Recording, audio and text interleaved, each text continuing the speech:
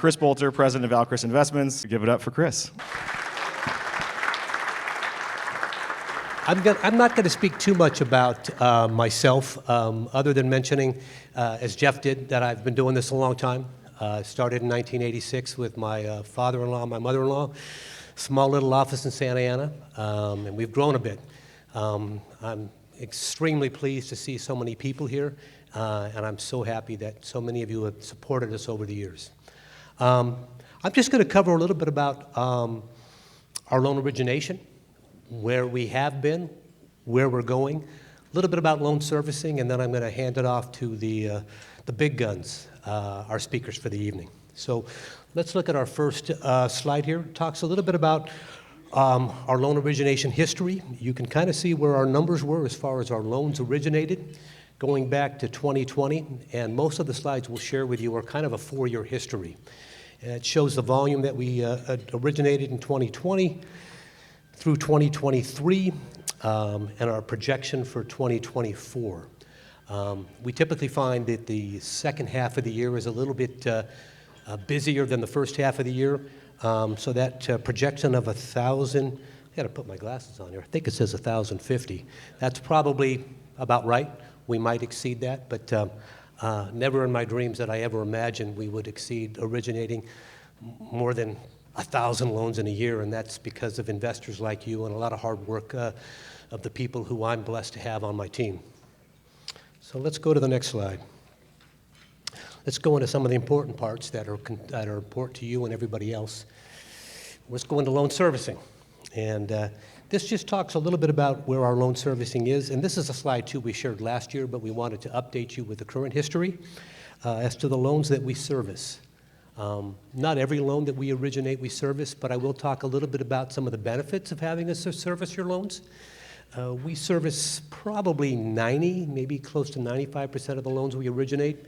And this kind of it shows you the volume of loans that we currently have on our books and how that has grown over the years. It would likely be, well, no, I think this is a pretty good reflection of where we're at right now. I'm going to pull my glasses out here so I can see these slides. Boy, when I was younger, this wasn't an issue, but boy, I guess like everybody else here, Father Time takes its pound of flesh. All right. So right now we're servicing a little over 1,300 loans. I would anticipate that by the end of the year we'll be somewhere in that neighborhood as well. This is some of the things we always like to share is that this is the backbone of our business.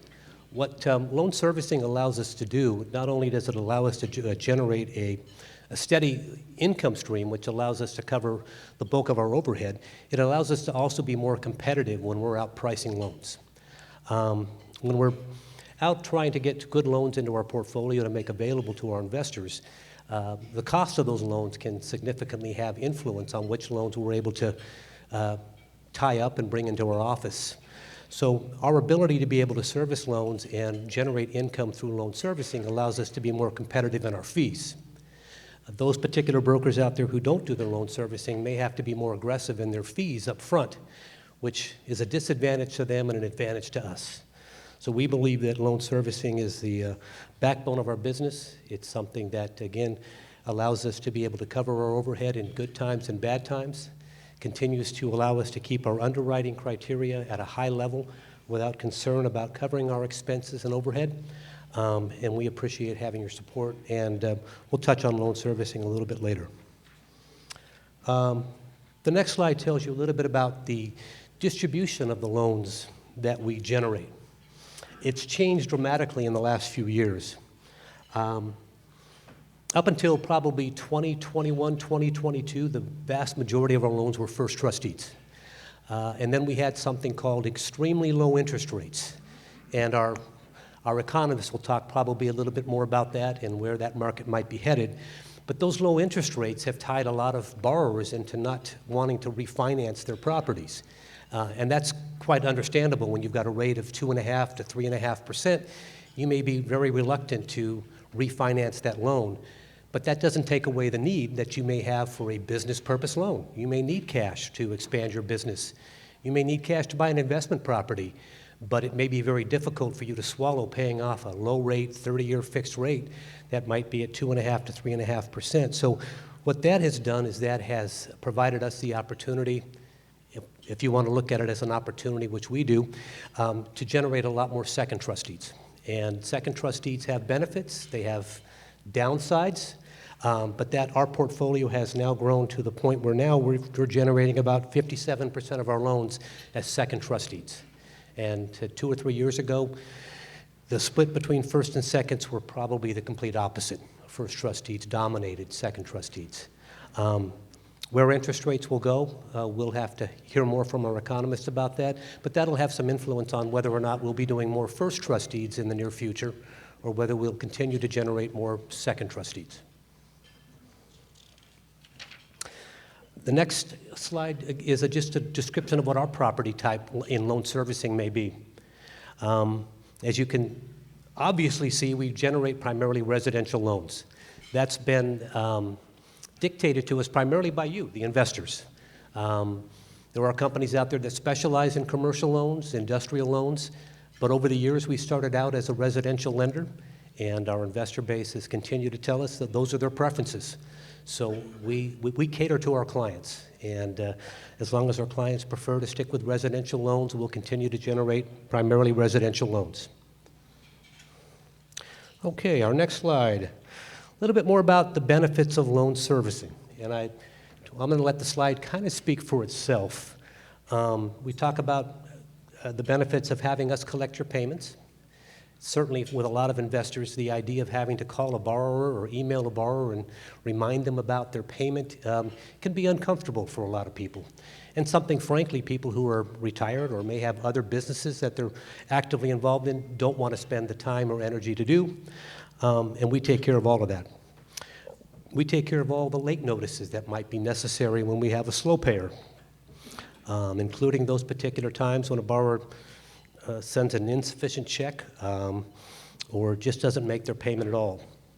And we cover, again, if a notice of default ever has to be filed, if a foreclosure seems to be the only remedy to get a borrower to make their payments, we handle that for you. And it's all included in your loan servicing fee. We don't add additional fees. So we're certainly aware that there are companies out there that will charge a very nominal loan servicing fee, but what you sometimes forget is that they have add-ons for everything other than a perfectly paying borrower. So the minute they have to file a notice of default for you, they send you an invoice and say, we need you to send us a fee.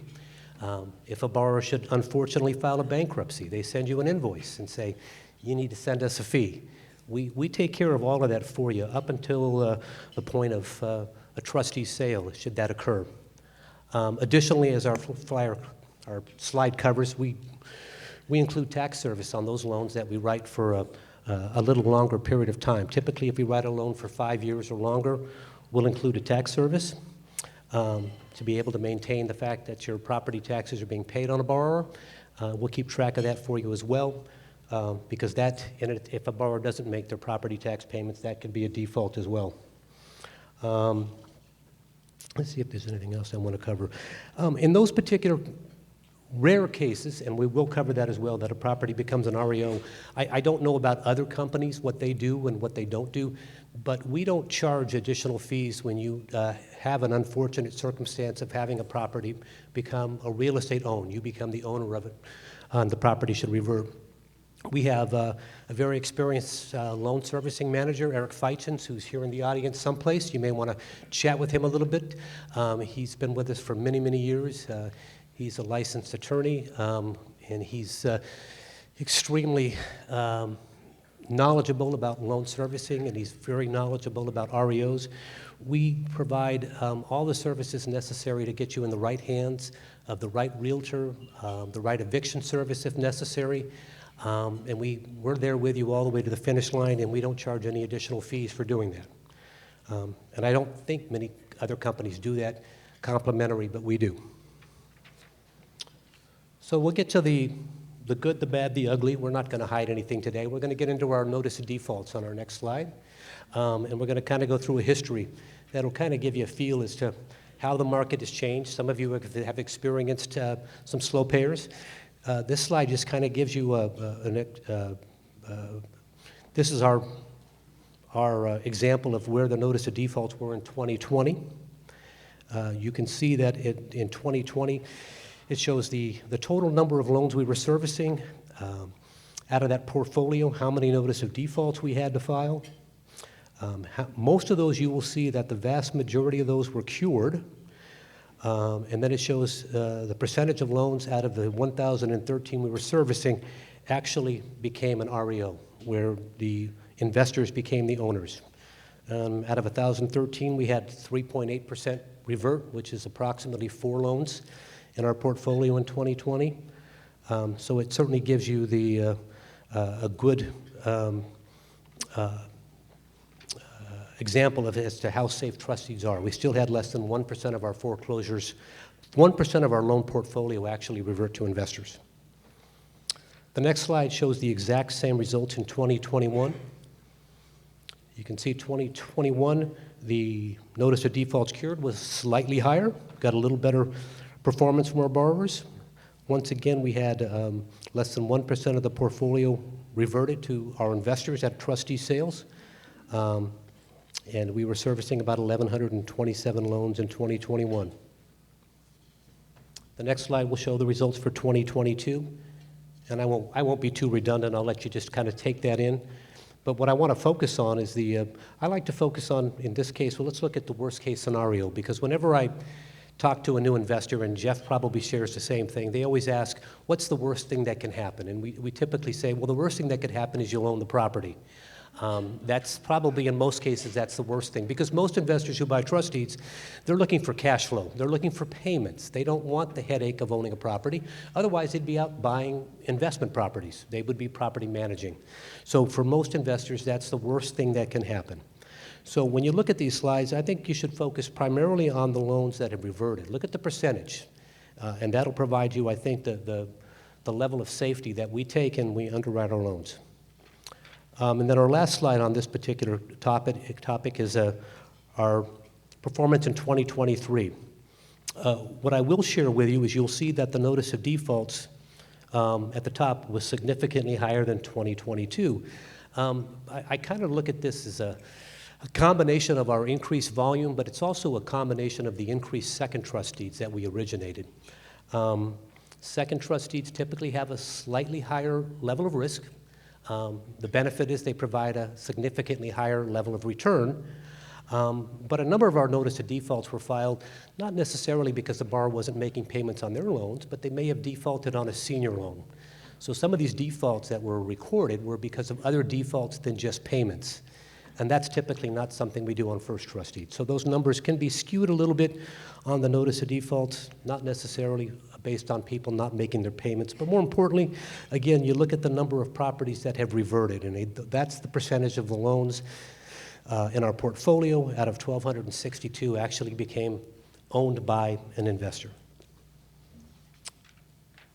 So now that we've gotten through the bad, the ugly, let's talk a little bit more about what we've done over the last few years.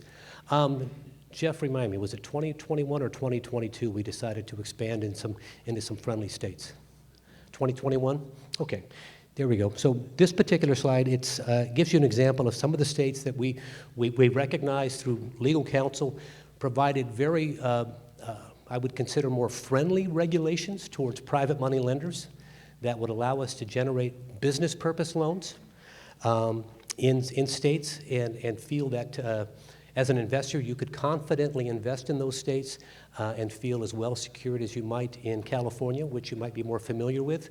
What we have done is when we do invest in properties in other states where we're not quite as familiar because we're kind of California kids ourselves, we stick to predominantly metropolitan communities, the bigger states and their surrounding suburbs, areas that are not off the beaten path, that are pretty easy to appraise. And have a more consistent performance. We're still growing on our out-of-state portfolio, but one of the benefits I do want to share with investors who have come to me sometimes, a conversation that's come up, and many of you may be aware that Default interest is a topic that came up a short time ago, where we are no longer able to collect default interest on a loan unless the loan has matured. You can no longer collect default interest in California on a loan that is in default, unless the default is specifically for maturity on the loan. Well, guess what? We're the only state so far that seems to be enforcing that. So when you look at other states, for those of you where default interest might be an enticement for doing a loan, particularly on a non-performing loan, we are still collecting default interest in every other state we lend in other than California. So keep that in mind when you look at our investor mailer and look at opportunities outside of California. And last but not least, I'm going to touch on is just kind of our vision for the future. A few things we're going to be looking at. We're going to be looking at expansion in other states. We are just about ready to expand into Nevada. We should be doing loans in Nevada in the next 30 to 60 days. We'll look at other states that might provide us some of the same protections that we feel are necessary as an originator of business purpose loans. And we'll look at whether or not we feel comfortable in generating those loans and providing them to you as an investment opportunity. New technology. We're always looking at upgrades in our software for loan processing and loan servicing. We spend a significant amount of our budget each month in loan servicing and loan processing software, and we're always looking for new ways to be more effective in those particular important endeavors. Developing new relationships with conventional mortgage lenders. That's a big reason why we've seen our volume increase. We've developed some relationships with some nationally recognized mortgage companies. We have some new people on our team who are getting some introductions for us with some large international, domestic, nationwide mortgage companies, and we think we'll be able to develop some relationships with them that'll give us an in with those particular companies and their large client base. We've got possible developments of new products. We are considering in the future adjustable rate loans. That might be a means of hedging our investments against rising or reduced interest rates. So we're looking at that as a possibility. We did that many, many years ago, and we're considering doing that again. And then lastly, we're going to talk about, again, looking at new tools to help us with the most important part of our loan origination, our underwriting. So we're looking at different tools that will touch on that, including our appraisals. So I think other than that, that's about all I wanted to share with you today. I'm going to kind of leave the rest of the evening to our speakers, and I'm going to hand the mic off to Jeff. Thank you.